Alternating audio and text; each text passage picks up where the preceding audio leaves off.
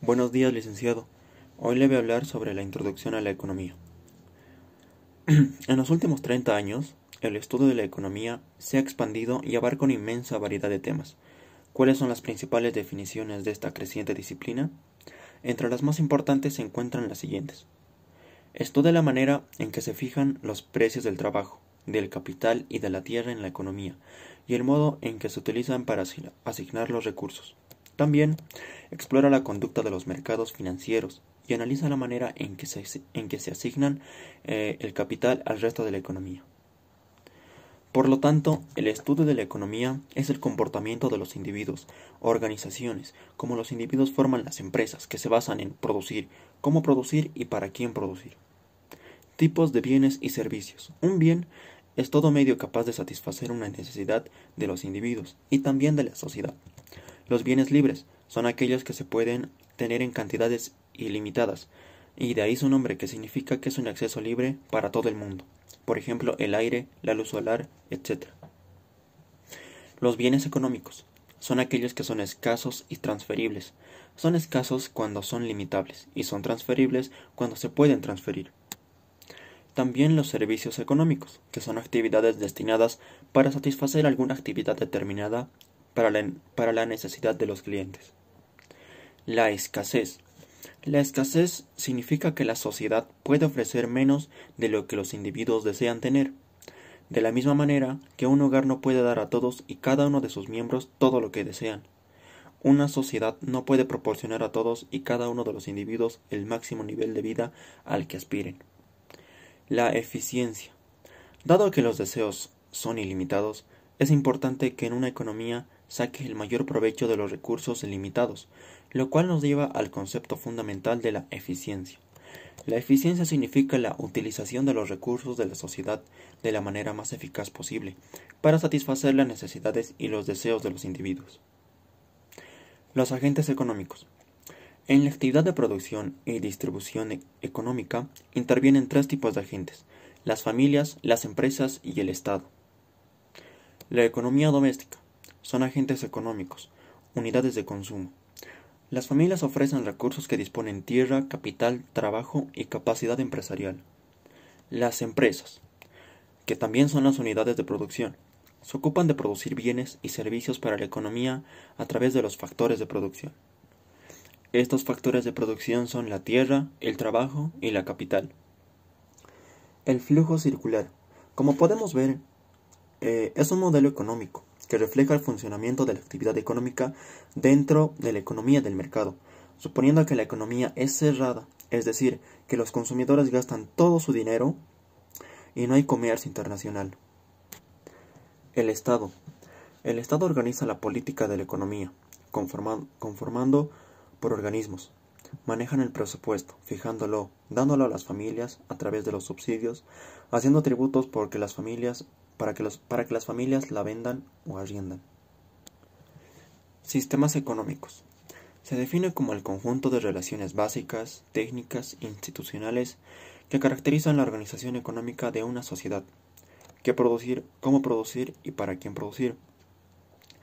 También se llama sistema económico a la forma en la que se organiza la actividad económica de una sociedad, la producción de bienes y servicios y su distribución entre sus miembros. En el primer sistema económico tenemos el sistema de libre mercado. Un mercado libre o libre mercado es aquel en donde los precios de los bienes y servicios se determinan por la interacción de los oferentes y demandantes sin la intervención del gobierno o cualquier otro agente externo. El sistema centralizado o estatizado. Un sistema centralizado significa que solo hay un lugar donde un usuario tiene que ir a buscar un contacto, su nombre, su dirección principal y las actividades con que estén dentro de la organización. Y por último, el sistema mixto. La economía mixta es un sistema de organización económica en el que se combina la actuación del sector privado con la del sector público, que actúa como un regulador y corrector del sector primario. Los agentes económicos privados, o sea, de las familias, son quienes toman las decisiones a la asignación de recursos. No interviene el Estado. Son los agentes económicos quienes buscan su máximo bienestar. Este surge con Adam Smith. Se caracteriza porque los medios de producción son del Estado, sin que participen los precios del mercado. En la actividad de producción y distribución económica intervienen tres tipos de agentes: las familias, las empresas y el Estado. Los bienes primarios son aquellas que satisfacen sus necesidades básicas: vestirse, alimentarse, la salud y la educación. Más allá de que son en detalle los planes racionales de vida de los individuos, se asume que existen varias cosas que ellos preferirían tener más que menos. Bienes secundarios, cuando los individuos satisfacen sus necesidades: viajar, tener autos, aumentar el bienestar del individuo. También el sector secundario reúne la actividad artesanal y la industrial. Homo economicus. El Homo economicus es un consumidor perfectamente racional, que en un mundo de información perfecta es capaz de determinar con precisión qué es lo mejor para él y para sus familias. Así, el hombre económico es una persona racional que maximiza su utilidad, tratando de obtener los mayores beneficios con un esfuerzo mínimo. La economía positiva y normativa. La economía positiva busca hacer una descripción de los fenómenos económicos. En ella se evalúan las fuerzas que afectan a la economía e intenta predecir las consecuencias de su actividad. La economía normativa solo define algunos criterios que guían las decisiones económicas. La microeconomía y la macroeconomía. La microeconomía se centra en estudiar unidades económicas individuales, así como mercados particulares, por ejemplo, el mercado de los teléfonos móviles o consumo de algún producto en particular. Y la macroeconomía estudia agregados económicos, estudia el comportamiento global de la economía, como por ejemplo el PIB, el desempleo, la inflación o el crecimiento económico. Tema 2. El consumidor. El consumidor es una persona u organización que consume bienes o servicios que los productores o proveedores ponen a disposición en el mercado y que sirven para satisfacer algún tipo de necesidad. La transitividad. La transitividad es una hipótesis sobre la conducta de los individuos en sus elecciones, y no una afirmación puramente lógica. Sin embargo, no importa que sea o no un hecho lógico básico, lo que importa es que sea o no una descripción razonablemente exacta del comportamiento de los individuos. Como podemos notar, en este caso está ordenado por las preferencias del consumidor y la preferencia de los bienes. La insaciabilidad. El axioma de la insaciabilidad, así se llama al hecho de consumir más allá de la satisfacción razonable de las necesidades, exige que cada individuo, aun con un pie en el féretro, prefiera más de lo que está comiendo hasta morir encaramado en la mesa utilitaria. Como podemos ver en la imagen, mientras más alejadas estén las curvas, más representa el mayor nivel de utilidad. Como podemos ver, la curva B2 nos reporta mayor utilidad que la curva B1, pero la curva B3 nos reporta mayor utilidad que la curva B2. La restricción presupuestaria. La restricción presupuestaria, recta de balance o recta presupuestaria, representa el conjunto de todas las combinaciones posibles de bienes o servicios que, tomando sus precios como dados, agotarían exactamente el ingreso del consumidor. Como podemos notar en la imagen, en ahorro no tenemos nada. No tenemos ahorro. Y tenemos que ver la carne, valuada en kilos por semana, también la verdura, valuada en kilos por semana. La carne la representamos con una letra X y la verdura con una letra Y. Aquí también estamos viendo el precio y el precio de la carne y el precio de la verdura en bolivianos.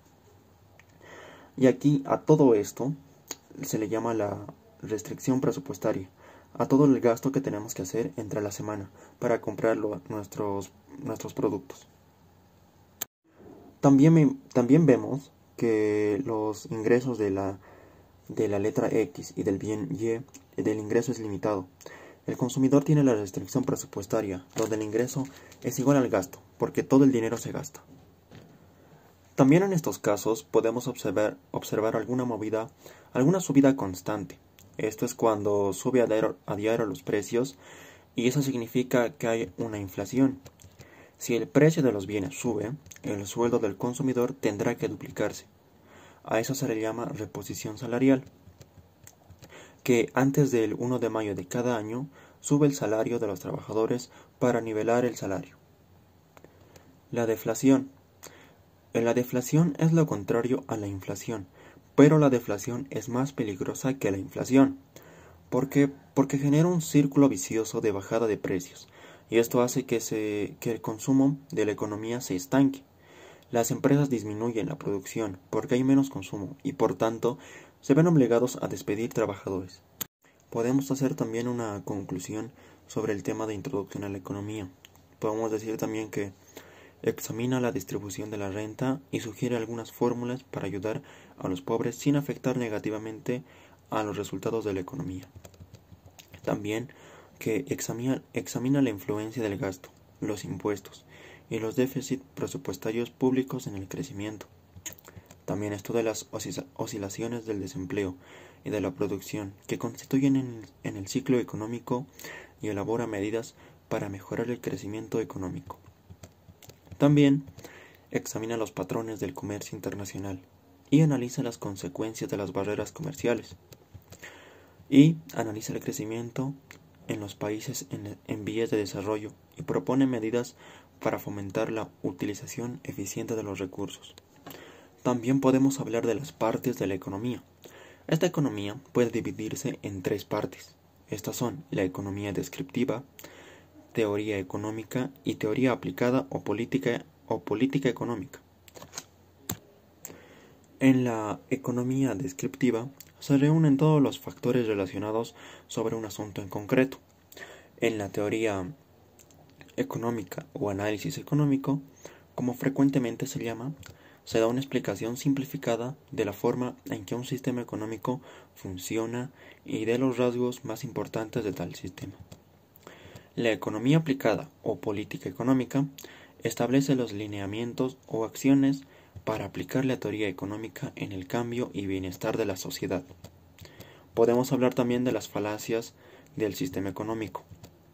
Como las relaciones económicas suelen ser complejas y en ellas intervienen muchas variables, es fácil confundirse al identificar la causa exacta de un acontecimiento o la repercusión de una medida económica en la economía. La economía e Internet. La era de la electrónica ha evolucionado nuestra vida de numerosas formas. Su influencia en los estudios y en los estudiantes ha sido especialmente profunda, porque permite acceder de una manera barata y rápida a una inmensa cantidad de información. El Internet, que es una enorme y creciente red pública de computadoras e información conectadas, está cambiando la forma en que compramos, hacemos negocios, compartimos nuestra cultura y nos comunicamos con nuestros amigos y nuestra familia. También podemos hablar de los modelos económicos.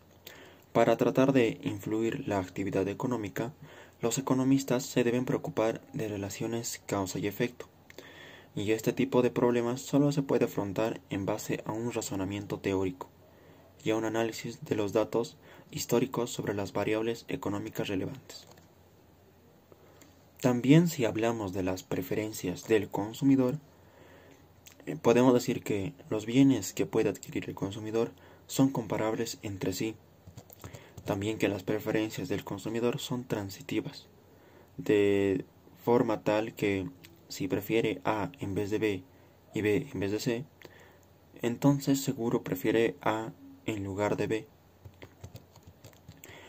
Cualquier bien solo es comparable con el mismo. También da una utilidad marginal decreciente. También que de acuerdo a esta teoría, las personas como agente consumidor se establecen un orden en los bienes a elegir para el consumo, lo cual marca su preferencia. También podemos hablar de la combinación de bienes. Cada conjunto de bienes proporciona al consumidor cierto nivel de satisfacción o utilidad. Este nivel de satisfacción generado por cada combinación es independiente del nivel de ingreso. Tampoco podemos dejar de lado la decisión del consumidor. La teoría revela que el consumidor, cuando se encuentra frente a un conglomerado de bienes, gastará todo su ingreso, maximizando su utilidad. Es decir, va a seleccionar procurando reportarse el mayor grado de satisfacción que pueda alcanzar. También podemos hablar del comportamiento del consumidor. Los consumidores cambian su modo de consumir. Los actuales son muy distintos a los del capitalismo temprano. La revolución tecnológica nos cambió a nosotros, por tanto nos cambió el mercado y las dinámicas en que nos desenvolvemos. Por eso se llevan a cabo estudios y revisiones del comportamiento del consumidor cada cierto tiempo. Gracias.